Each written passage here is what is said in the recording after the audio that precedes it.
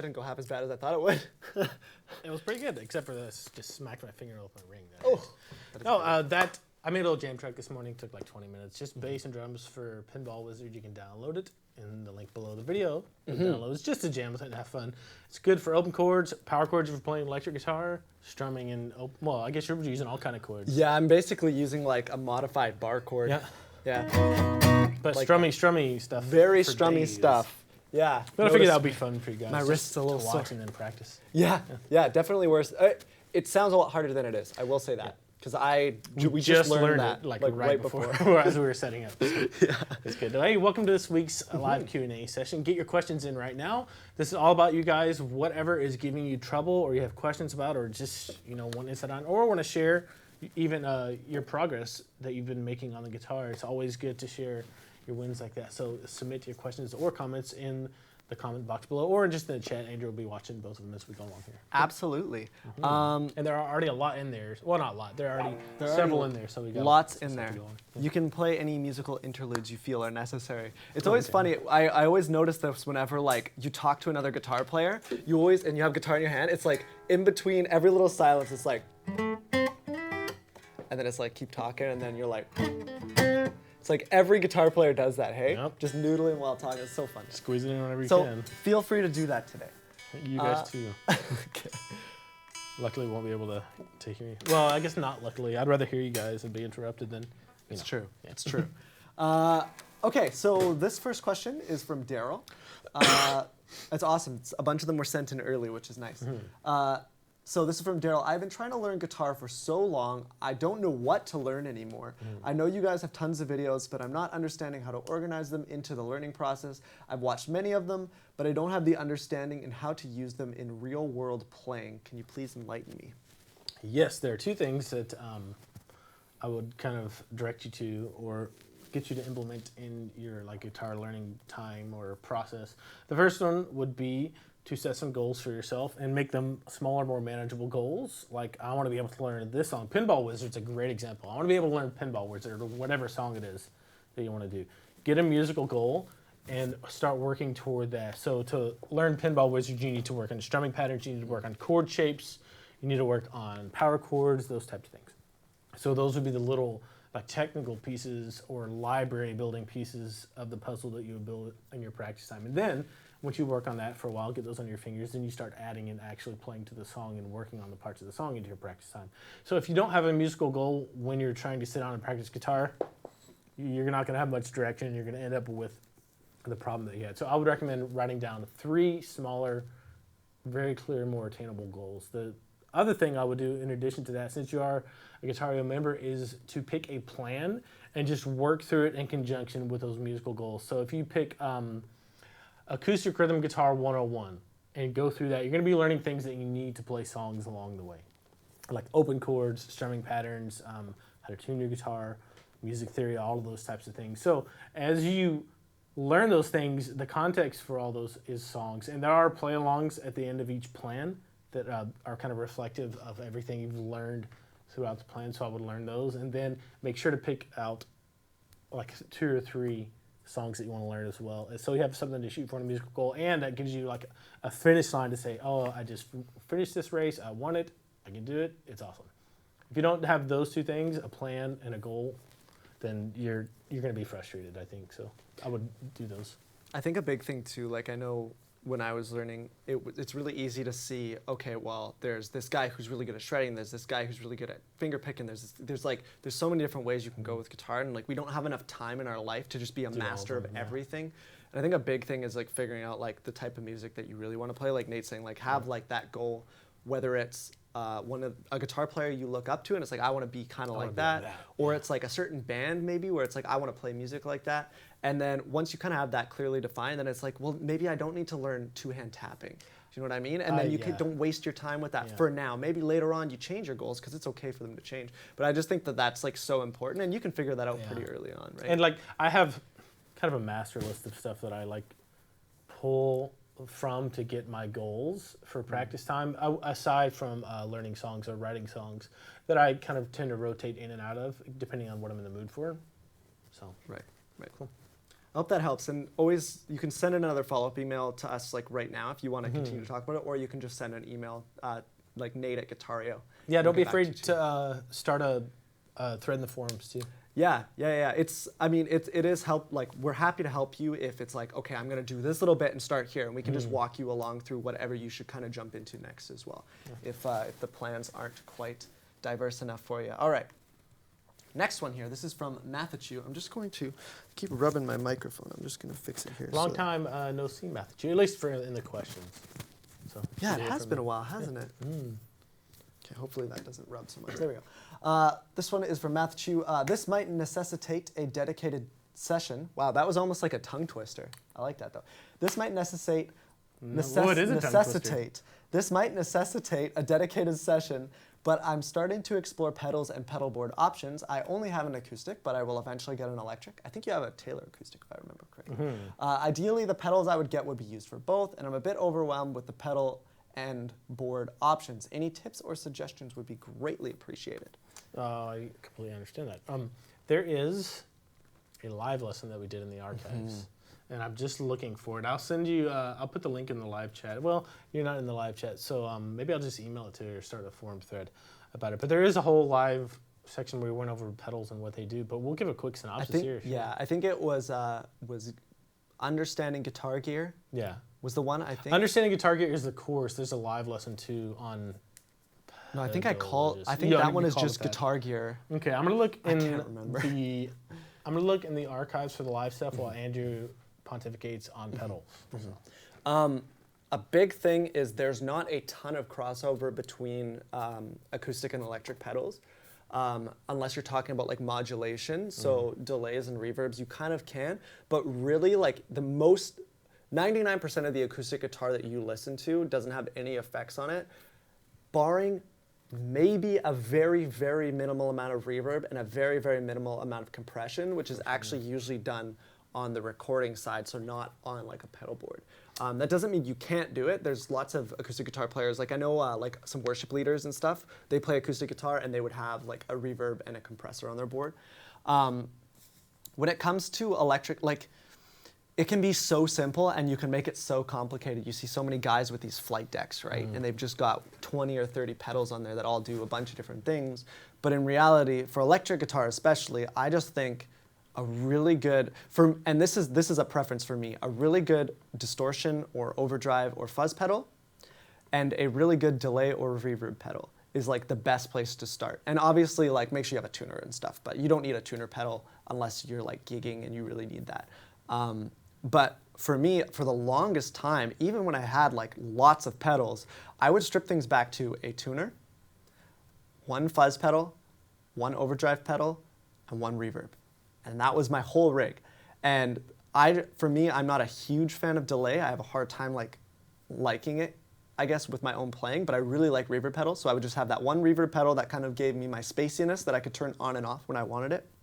And then I had an overdrive pedal for like all my sounds, and you just use your volume knob and you can control how dirty it is, right? So max volume, it's the most overdrive, and as you back it off, you get less and less. And then a fuzz pedal for when I wanted to do fuzz stuff, and that was it. And I literally, still to this day, I have a bigger pedal board that I do use right now. 95% of my tones are a combination of those three pedals. So one overdrive, reverb, and a fuzz. Fuzz is not necessary for most people. Like I don't think, Nate, you never use fuzz, right? Not really. Unless it's like a cover band situation or something really specific. Yeah. And the fuzz you use is like very different from the way I use fuzz too. I don't even know how to use fuzz. I'm just like, okay, fuzz pedal. So I just, less is more a lot of times, and some people get, and myself included when I first started getting into pedals, it was just like, well, I just want lots of pedals. And it's like, and I think it looks cool to have lots of pedals on a pedal board, and I went out and I bought like a Phase 90, I went out and bought an MXR Dynacomp, I had a Line 6 DL4, do you know that one? Yeah. Big green one. And I had a Boss noise suppressor, and I had a Boss metal zone, and I had a Boss blues driver. I just had like all these random pedals, and I'd put them all on a board, and then I realized that I would only use like one. And then it was like, why did I waste all my money on all these other things as well? So you really just got to find like a sound you want to go for too. Anyways, sorry, I'm just kind of ranting about it. No, If you haven't gone through the course on the site yet, Gear Fundamentals, that does go over some pedals, just like the basic functionality of them too. So watch the live that Andrew did, and then watch the Gear Fundamentals. For acoustic guitar, if I'm playing acoustic guitar in a live situation, I always have my little bitty mini exotic SP compressor, and it's barely on, like just enough to give it a little punch. For electric, I would like 2 overdrives, a delay pedal, a tuner, and a volume pedal. That's it. I think a lot of people learn like over the years, simple is quite often better. Yeah, just like the first thing would be nice if you have a 2-bit or something. Just go find an overdrive that you really like the flavor of and start there. Yeah. If you, a good starting point is if you have a Strat, you should look at a blues driver or a tube screamer. And if you have a Tele, you should look at a blues driver or an OCD. And if you have a Les Paul, you should look at a blues driver or an OCD. Any combinations of those, that, at least for me, in my experience, has been like a very solid recommendation. Tube screamers tend to sound very nasally with Les Pauls unless you really know how to shape the sound. If I use a tube screamer with a Les Paul, the gain is all the way down. Yep, yep, absolutely. And they work in a different way on a Les Paul because the Les Paul's humbuckers have so much mid-range that hump in a tube screamer can really almost just make it too much. So you really just have Especially if you're playing through like, it's just like like Blues Junior or something. Oh, if you're, I mean, the only amp that I like would be probably something that's very scooped. So like something with 6L6s or something like that, like a Fender Twin or like a Fender Deluxe even does sound pretty good with a Les Paul and a tube screamer. But even then, for me, Les Paul, I lean towards like OCD or blues driver. That's like the affordable pedal range. Like I actually got my OCD fixed a couple weeks ago. It costs $50, and it's what, $140 pedal, something like that, 160. And I've had it for 13 years. I was like, well, I have to have it. I'm either buying a new one or getting this one fixed. Yep. So I literally went out and paid $50 or $60 to get it fixed. The full tone OCD was my first nice pedal. Yeah. And they're made to a higher standard than Boss pedals. They're not going to sound better for everybody, but the components are. Yeah, they're a little more aggressive. They can be a little more aggressive. They have a wider range of aggression. Yeah, it's got like a low peak and a high peak setting. It's a really cool pedal if you're into. It does sound good with the Strat too. Like, I don't want to just say everything is good for everything, but the OCD is like, can't recommend it anymore. It's pretty good for it. Just does everything. Yeah. Okay, we'll continue on. Matthew is here. He's in the awesome, cool, in the chat. And yeah, you guys can feel free to send in more questions because once we're through the questions, we'll probably just wrap it up. So if we run out of questions, we run out of questions. Next one here. This one is from TJ Hooker. I used to love that show. What is that show? It's a cop show. Oh. It's, what's his name? Captain Kirk. Oh, yeah. I can't remember his name. He's very old, but he looks younger than he is. And You know. I know exactly who it is, but I don't know the show. I signed up last year for lessons. Is this different, Nate? Who is this from? This is from TJ Hooker. Oh, okay, that's right. Yeah. I got so involved in the name, I forgot the name was associated with a question. So it sounds like he probably signed up for a GL Academy, and he's just not sure about the name, right? I don't know. Yeah. TJ Hooker, I must have signed up last year for lessons. Is this different, Nate? It was a little bit longer than a year ago, but like when we first started the members area, we called it guitarlessons.com Academy, mostly because we could come up with a better name. It's very tough to name your business name. It's like naming a band. But since then, last year, was it a year ago now? Like a year ago in August, something like that? September, I think. September. We switched it to Guitareo, so same thing. Yeah. Probably. If that's not clear for you, just email me and I'll give you all the information you need. Yeah, they'll figure it out. They have all your account information too. If you email just support@guitareo.com, and they'll be able to point you in the right direction. I mean, you do have obviously access to the main site, so this is like the most stuff you can have access to. So you're probably good. Next question here, William Shatner. William Shatner, thank you. William. Let's see who actually said it. Bill Shatner, also C Drive and Paul 59 both said it. Thank you. Yeah, it's right on the tip of my tongue. I missed the Star Trek thing a little bit. I was just a little too young for it, and it kind of makes me sad because there's so many like great references to it, and I just don't get them. Do you know that feeling? Yeah. Have you ever heard his big band / swing album? I actually have heard some of it. I thought it was It's mostly pretty like entertaining. spoken wordy. It is. Okay, It's yeah, like yeah. he's talking over it. Next question from Jams. Hi guys, this is more a suggestion than a question and more a technical lesson than musical. It would be a help to have a lesson on how to video our progress and send it to Guitareo. The lesson could go from the simplest video and sound transfer to a more professional setup for better sound quality, with an idea of what products are out there for home as opposed to studio. This may generate more video input from the members. Did we do a lesson on that a while back? I cannot remember the name of it, but it's in the live archives, which you can't access right now because we're live. How to record yourself. That's Yes. it. And don't feel like you need to get fancy with it. All you have to do, literally set up your phone, push record, play whatever you're going to play, watch it back, make sure it isn't like distorted because it's too loud. And if it's not, that's fine. Just send that to us. That is literally all you need to do on a basic level. And That's every phone too gives you the ability, if you want, to trim Yeah. the video. You don't even worry about that. Like what you send to us, like if you don't want us to, Yeah. no one else will Nobody see cares, it if you yeah. don't want to. So you can send it straight into us. But the main thing is phone, video, done. That's it, Like that's yeah. literally all you need. That gets you 99% of the way there, right? Everything beyond that, it's fun, but it's don't need it. you don't need it unless you're doing like trying to put together productions or Yeah. something like that. Yeah. Okay, there's only one more question here, so if we don't get any maybe more, we'll then- do a little improv and then. Ooh, we can do some improv before the last question. Yeah, do you want to? Just for fun? Yeah. What do you wanna do? I don't want to do something so gamey there. There, that should be better.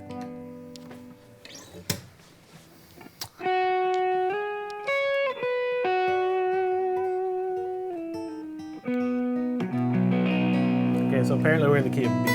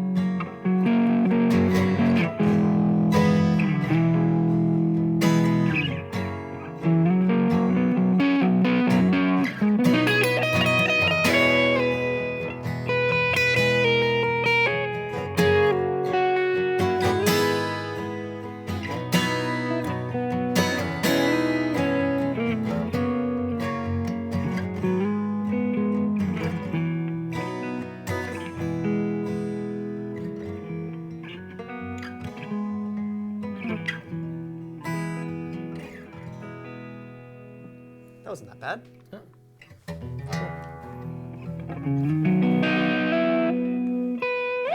Okay, next question.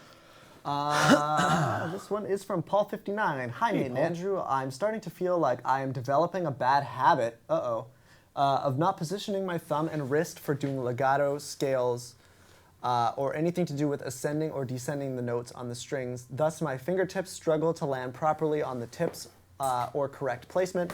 Could you go over proper hand, thumb, and wrist technique to be aware of and some tips to work on? Thanks, Paul. It depends what you're playing, Paul. I know in Guitar Technique Made Easy, you've been doing major scale stuff and legato. And next week we're getting to pentatonic scales specifically. So pentatonic scales I approach differently than like major scales or 3-note per string scales. Pentatonic scales I'm not nearly as strict with. My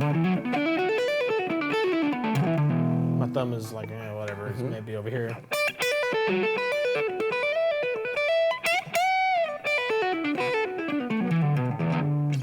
Right, but for like 3-note per string scales and major scale stuff we're doing, I think we're doing a G major scale, 6-2.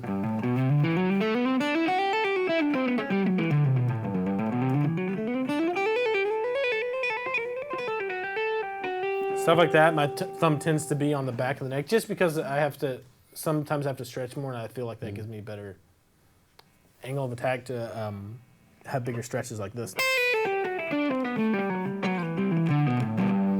Pentatonic scales, I don't necessarily need to stretch as much. And I just picked every single note, so let me do that again. So it's not as strict for me, but it really depends. I know you play guitar with it up a little higher, which is great. So just what I would say is experiment with being strict with yourself as far as thumb on the back of the neck. And then being a little bit loose with, your restrictions on how... I can't even do it. Okay, go back to pentatonic stuff. And then notice the difference. If you notice a big difference in how effective your legato playing is and your hammer-ons and pull-offs, then stick with being strict to yourself. And you play just like a major pentatonic scale and then a major scale and just see what your hand does. So... Just like hammer-ons and pull-offs for everything though. I don't play a major this shape ever unless it's connected. That's fine. You can connect it. Here, do this. Something like that. I don't play this. No, it's good because look at Andrew's thumb. Okay. So I notice, like, I play 100% with my thumb over the top unless I'm playing the E string. That's hard for me. I can't even do it. So, because I feel like I just can't reach with my pinky. I play it like, I like, and I think it's because over time, I play my guitar a little bit on the lower side. And when you have to play bar chords, when your guitar is lower, it's like impossible. So I play like this so much, and then it just became like habit when I'm playing like,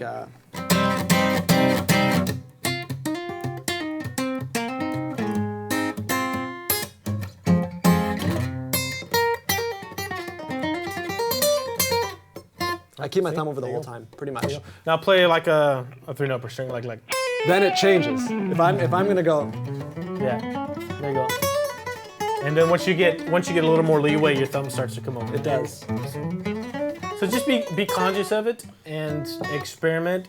If you're getting better results from keeping your thumb back here, do that. That's what I'd say. If it's not making a difference, then whatever. I think it has a lot to do with one, obviously habit's a huge thing, but I think a lot to do with like how you're like flexible and long and like it's so different. Like even if I look at Nate's hand when he holds the guitar, it looks so different than mine. And I don't think you can really say like one of us is like more right or more wrong, because there's other guitar players that swear by only ever having that there, right? Yeah, I don't believe in that. No, me either. No. You really have to find what works best for your body, I think. But like, I don't know, 3-note per string stuff, it tends to, I notice people more when they're doing that. And people tend to have more proper technique on that because the technique demands it, I guess, or what you're playing kind of demands it. So just be aware of it, and if you're having trouble, you notice your legato suffering, be really strict with yourself on it. I've never paid a lot of attention to it before. It's kind of interesting. Because when I play, I actually keep it on the back a little bit more. Yeah. So anytime I'm doing like more spread stuff, definitely tends to stay lower. Cool. Yeah, interesting. All right. Ooh, this is a big one. This is 3 questions. Good.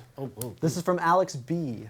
Hey guys, got a few questions. 1, last week you guys were talking about amps. I have a Line 6 Spider 3. Do you know what kind of music that is generally good for?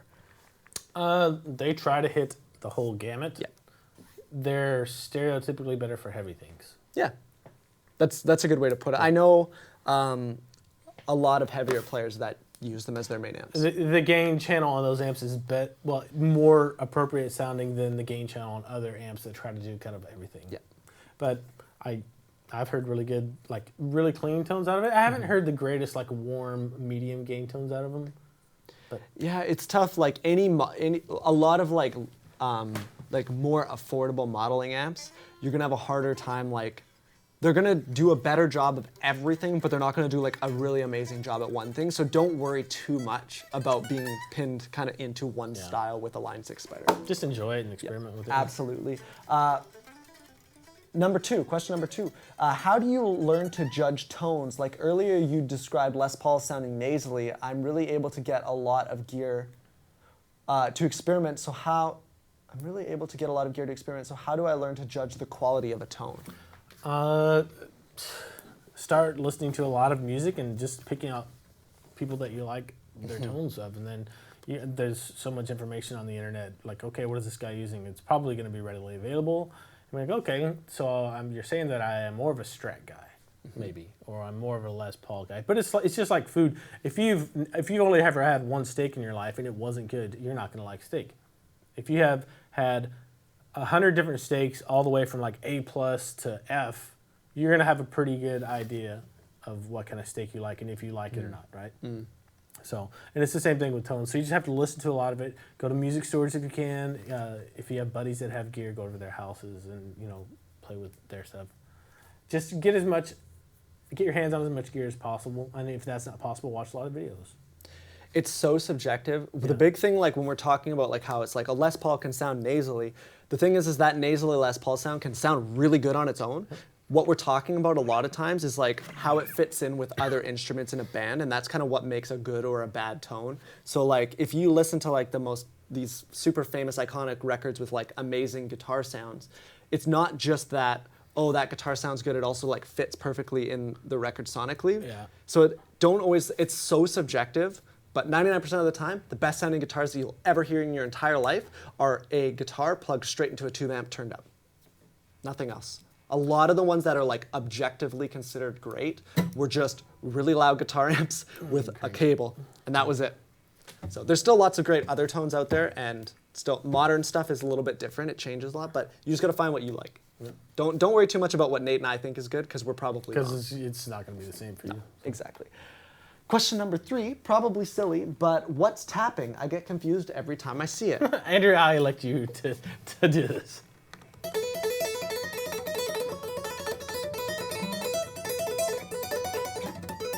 And you've already exceeded my desire and abilities to tap. I'm just not a tapper. So. No, me either. But yeah, that's when you use your right hand or your picking hand on whatever on the neck to actually hit the notes instead of so. Yeah. Yes. So yeah. instead of picking every single note, and there's people that do it with one finger on their picking hand. There's people that do it with 2, 3, all 4, and they're just like playing piano. That's a good way to put it. I can't do it. Yeah. So, but it's really neat. Go check out Eddie Van Halen. He's kind of like the spark behind all of that. Check out Eddie Van Halen Eruption, him playing that live, and you'll see some tapping. Go check out for acoustic, while my mind's going, Blake, come on. Drifting.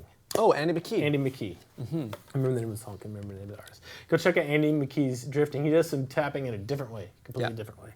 Yeah, very different.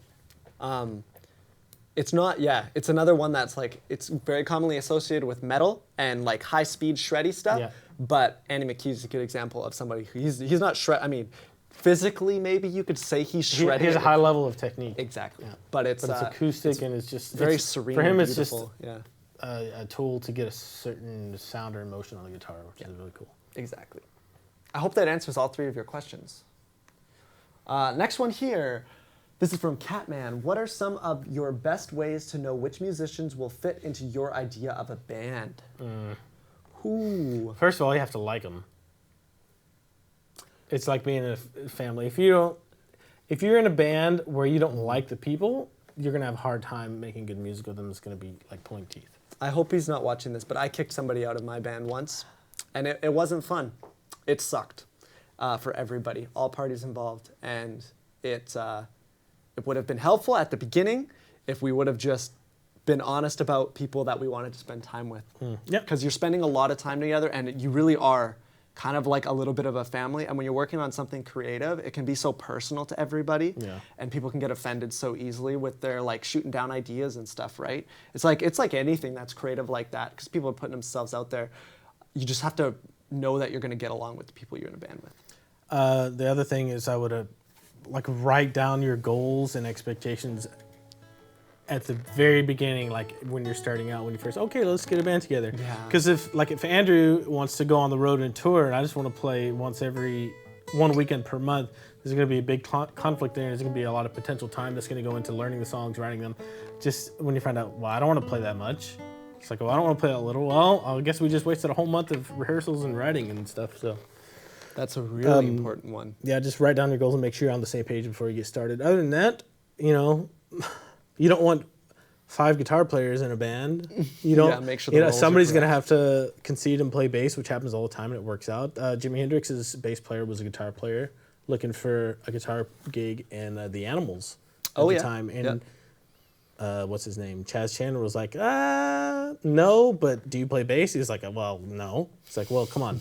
And he ended up playing bass for Jimi Hendrix Experience, So that's another thing just to consider. You need a drummer. You got to have a drummer. You don't have to, but if you want to play in like a full band, you most likely are going to need one. It's tough. If you're lucky, you'll find a bass player who's a bass player. Yeah. Because there is nothing cooler or sweeter than playing guitar with somebody who is a real bass player. It's like, what have I been missing all these years? Yeah, because they think like a rhythm section and a bass player, not like a guitar player. They think very differently. Yeah, that's very true. I think a big thing is like, and something that's so important, like when it comes to like the scope of talent and how good people are, it's like a lot of times people just need to learn how to play within their means. If a guy learns how to strum, they learn every chord, they learn bar chords, and they can strum really well, okay? They could basically play in Green Day successfully. And it's like, that's pretty impressive. Like that's like top level musicianship, right? But it's like, but they're just playing within their means. They don't know how to shred or anything, but they don't need to. And it's the same thing when you're playing with people. It's like, if let's say I was a really advanced guitar player and Nate was like more of an intermediate player. Well, if we both are just playing chords the whole time, 99% of people aren't gonna be able to tell the difference. Yeah. So just don't worry too much about like how good they are necessarily, but maybe how well they can kind of like play within their means or within the context that you deem important with a band. That's one thing that I've learned, because I've played with a lot of church musicians, which allow you kind of give newer players a little bit more leeway and let them kind of do their thing normally you wouldn't. And a lot of times you just learn, it's a little bit of direction and maybe like a little bit of, maybe you don't need to play that, maybe try this. All of a sudden they sound like they're professionals. That would be my advice. Cool. I don't know. Okay, last question here. So if one more doesn't come in, then we'll wrap it up after this one. This is from C Drive. Hi guys, I have an acoustic guitar where most of the strings on the 2nd fret buzz, but only on that fret. Is this an indication that I need to loosen the truss rod, or is there some other problems? By the way, Andrew, you missed the original Star Trek series by several decades. If you're at all into sci-fi, you should check out Babylon 5, the best sci-fi series ever. I've seen a couple episodes of that. I have not heard of it. I will definitely check it out if it's available on some sort of streaming platform. Should be like Netflix or something. Something like, I'll take a look around for it. I do like sci-fi. I just never really got into it, but I do like it, so I'll check it out. So yeah, the first question was buzzing on the 2nd fret, but only the 2nd. If it's not buzzing on the 1st fret and the 2nd fret, that would lead me to believe that you need some fret work. Like you probably have a worn down 2nd fret. What happens when you wear the 2nd fret down, for example, if you play A chord a lot? This fret wears down, but the fret right above it doesn't wear down. So this is low, this fret is lower, which means you're pushing the string down farther, and then it runs into this fret because this one's still as high as it was when it was new or close to it. So probably, if like, I would maybe turn your truss rod a quarter turn. If that doesn't fix it, it's probably a fret, and it probably need a fret job, which is about $50 to $100, depending on who you take it to. Yeah, you can also inspect the fret a little bit and just see is there like a little divots in there where the strings go over it. Yeah, just move the strings out of the way, and if there's little... Then it's probably time. It probably won't make that sound. I don't even know how you whistle like that. But yeah, to me, if it's only buzzing in that one spot, I would probably assume that it's a fret thing Yep. more than anything, Cool. which can be a bit of a pain in the butt. And I just had fret jobs on 3 of my guitars, and it was a pain because it's like $300 or $400, but it's done. I'll have to worry about it again for 4 or 5 years on those, hopefully. So it's what it is. It's part of the gig. It absolutely is. I haven't had a guitar I've had one guitar refretted once. Beyond that, I haven't had any fretwork done on any guitars. That's amazing. I've been lucky so far. Okay, I'm just reading through chat. It doesn't look like there's anything else in there. People talking about, wow, Tom's Vet has 11 guitars. It's more than I have. I had 11 guitars around this time last year. Yeah, you did. Yeah, got rid of a bunch of them, eh? Yeah. I'm in a really sweet spot right now. I've got 4 guitars, and it's just perfect. It's just the right amount, you know? Yeah. Anyways, yeah, guys, thank you for coming out. Hope you enjoyed the Q&As. Feel free. Next week we won't have a Q&A. We have Alex Flock. Alex Flock, who is a beast player. He's going to be talking about applying blues to pop. I may get him to do some fingerstyle stuff while he's out too, just because I've heard like legendary tales of his fingerstyle abilities, which if that is also true, which I believe it is, because of the people I've heard it from, I want to get him out to do some more fingerstyle stuff for you guys. Awesome. Awesome, cool. So looking forward to that. Guys, thank you all for coming out, and we'll see you guys next time.